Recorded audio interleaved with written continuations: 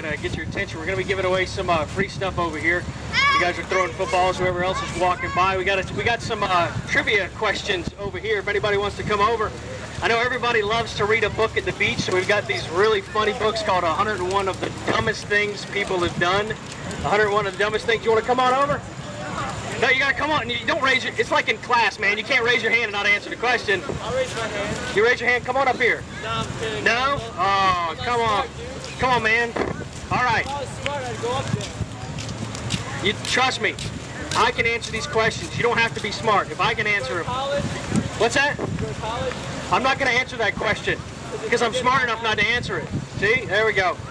If anybody'd like to get one of these free books, 101 of the Dumbest Things People Have Done, you don't need to fill out a form. We don't need your name. We don't even need to know who you are or where you're from. But we're giving away these books if you can answer 2 of these trivia questions correctly. Looks like you want to try it. What's your name? Weston. Name's Adam. You serving in the military? Thank you very much. Thank you for your service. We really appreciate it. All right, Wesley, let me get you to step back here for a minute. I don't want anybody to hit you, but I definitely don't want to spit on you. I tend to spray when I spit. Ladies and gentlemen, Wesley here has decided that he'll step up and take the test to see if he can win one of these books. Watch out, footballs are flying everywhere. Wesley is also active duty military, Marines specifically. We greatly appreciate their service. So if you see any active duty military, you can kind of pick them out with the haircut and the build and the yes sir and yes ma'am most of the time. Make sure you thank them for their service, because what you're able to do today is because of what these men and women do on a continual basis for this country. So thank you again, Wesley. Appreciate it. All right, Wesley, I've got a couple questions up here. I'm going to go through 5 of them. As soon as you get 2 right, I'll let you know, and then you get this book, okay? Okay, first question is, how many of each animal did Moses take on the ark? Okay, Wesley says 2. What is the name of the raised print that deaf people use? Wesley says Braille. Is it possible to end a sentence with the word "the"?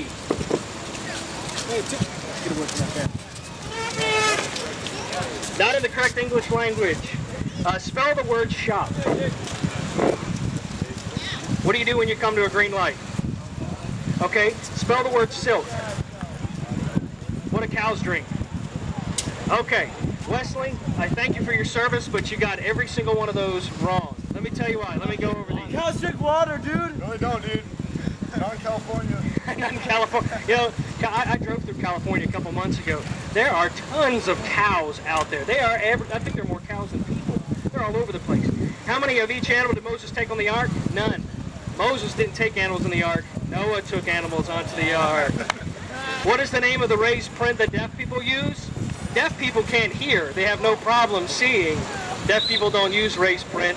Blind people need Braille.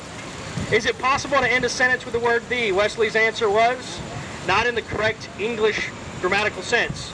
Actually, it is. Number 3 is an example of a sentence ending in the word "the". Spell the word "shop." Wesley spelled S-H-O-P, absolutely correct. I asked her what happens when you come to a green light. Wesley said stop. When you come to a green light, you go. Very good. And you got silk. I saw your brain click on that last one. You went, water, not milk. Calves, yes, they drink milk, but full-grown cows. Now, I don't know about California. I don't know what's going on over there. Maybe they do. Happy cows. Happy cows come from California. That's right. Well, Wesley, you didn't get those questions correct, but I tell you what, let me ask you another question, and if you're able to pass this, we'll get you this book, okay? How about that? All right, Wesley, would you consider yourself to be a good person? He's all right. He's trying to be honest. He's all right. Well, let's see if that's true. We have to find out if that's actually true. I'm not going to ask sordid details of your life. Don't worry.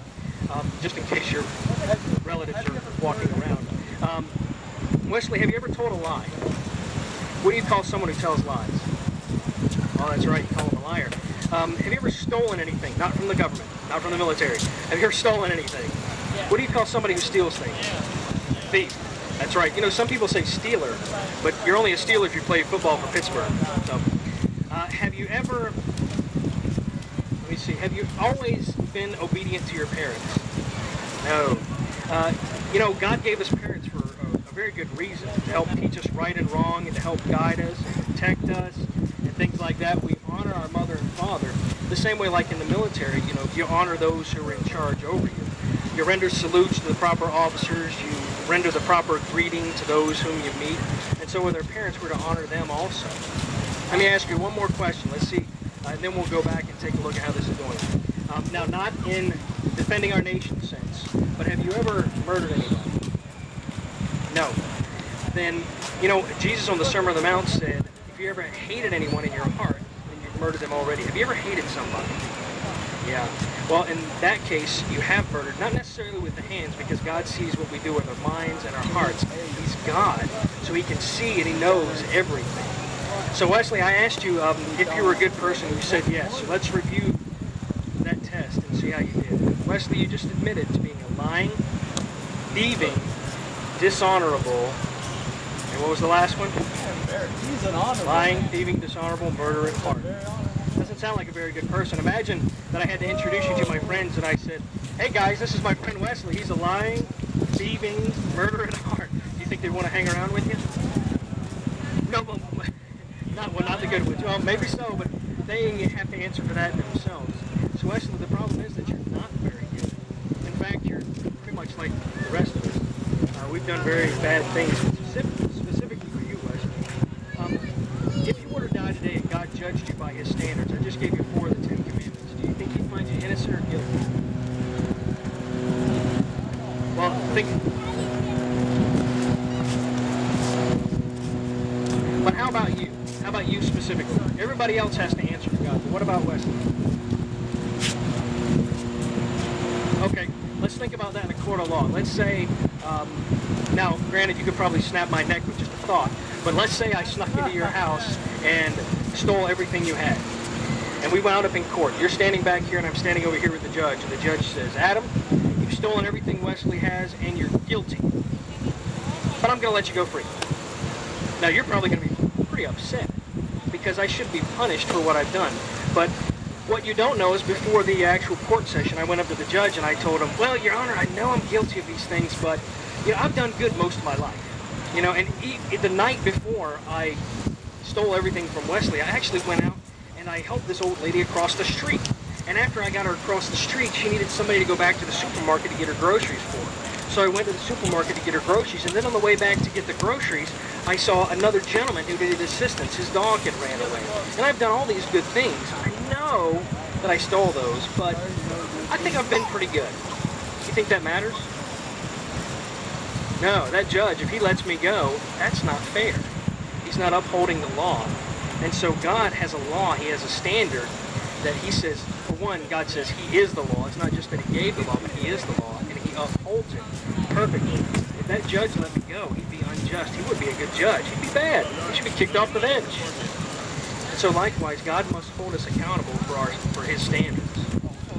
Not as a group, individually.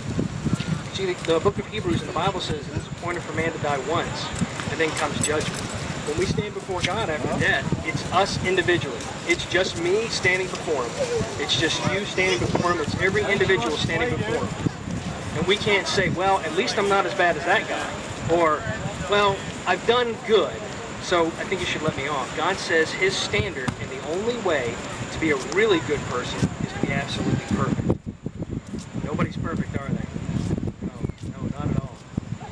Well, Wesley, if you were to die today, God would judge you by his standards, and he'd find out that you're guilty. And if you're guilty, do you think God should punish you by sending you to hell, or let you go free by sending you to heaven? If you're guilty. Probably work with you? Not really on a, don't throw it yet. No, don't throw it. Don't do it. Don't do it.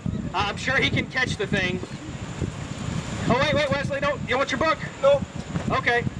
Well, Wesley, thanks for coming up and answering a couple questions. And guys, thanks for letting them go. We appreciate it. Again, Wesley, thank you very much for your service. We really appreciate it. And anybody else who's out there who is active duty also would greatly appreciate what you're doing for our country.